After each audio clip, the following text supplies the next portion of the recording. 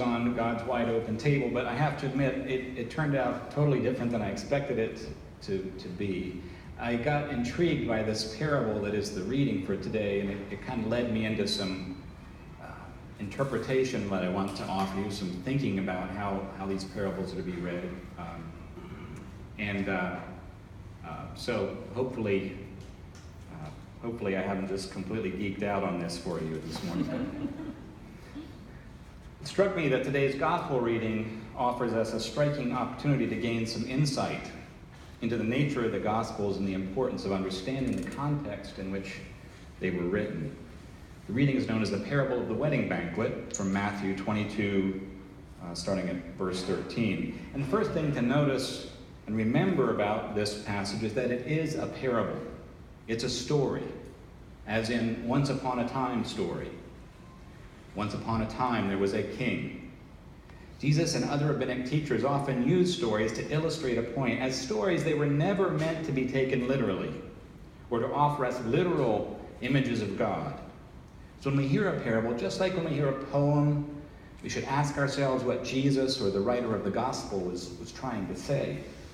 What is the point or the moral of the story of the parable? And like any really good story, we should understand that each time we hear the story, each time we hear the parable, we may hear it in a new way.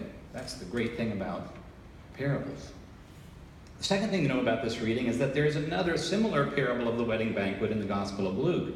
Matthew, Mark, and Luke are known as the synoptic Gospels because they contain so much material that is the same, often exactly the same in the original Greek, which seems to indicate they were using the same source material. But the Gospels were also different because their writers sometimes used that material in different ways in order to make a point, just like a good parable. So today I want to read both versions of the parable of the wedding feast so you can hear the differences and think about why they're different. In Luke 14, the one that's not part of today's reading, the parable is told in the context of a meal that Jesus is having at the home of a Pharisee, a religious leader who was a strict observer of the law. At that time, there were many religious laws that had identified certain foods and people as more or less ritually pure, more or less acceptable. Pork, as you probably know, was considered untouchable, but so were lepers and Gentiles, which would have been probably all of us in this room, and women who were menstruating and women who were just around a lot of times. But Jesus taught a different way to understand God's law, based not on purity and strict observance, but on love and compassion. So this is the way the parable goes in Luke. One Sabbath, Jesus went to eat a meal at the home of one of the leading Pharisees, and people were watching him closely.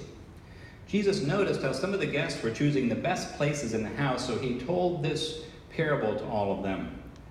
And we're not to the wedding feast yet. This is just telling a couple of parables here. When someone invites you to a wedding feast, don't sit in the best place, for those who make themselves great will be humbled, and those who humble themselves will be made great. And he said to his host, when you give a lunch or a dinner, don't invite your friends or your brothers or your relatives or your rich neighbors, for they'll just invite you back, and this way you'll be paid for what you did.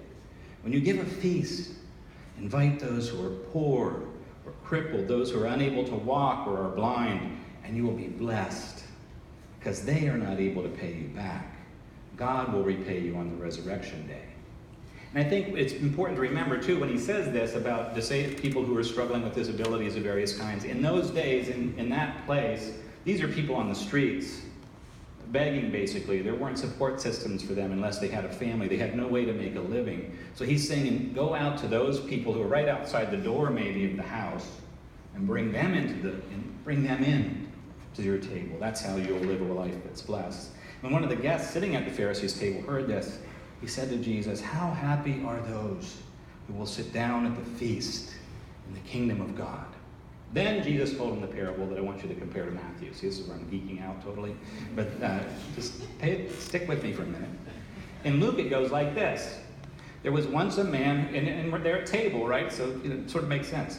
There was once a man who was giving a great feast to which he invited many people. When it was time for the feast, he sent his servant to tell his guests, come, everything is ready.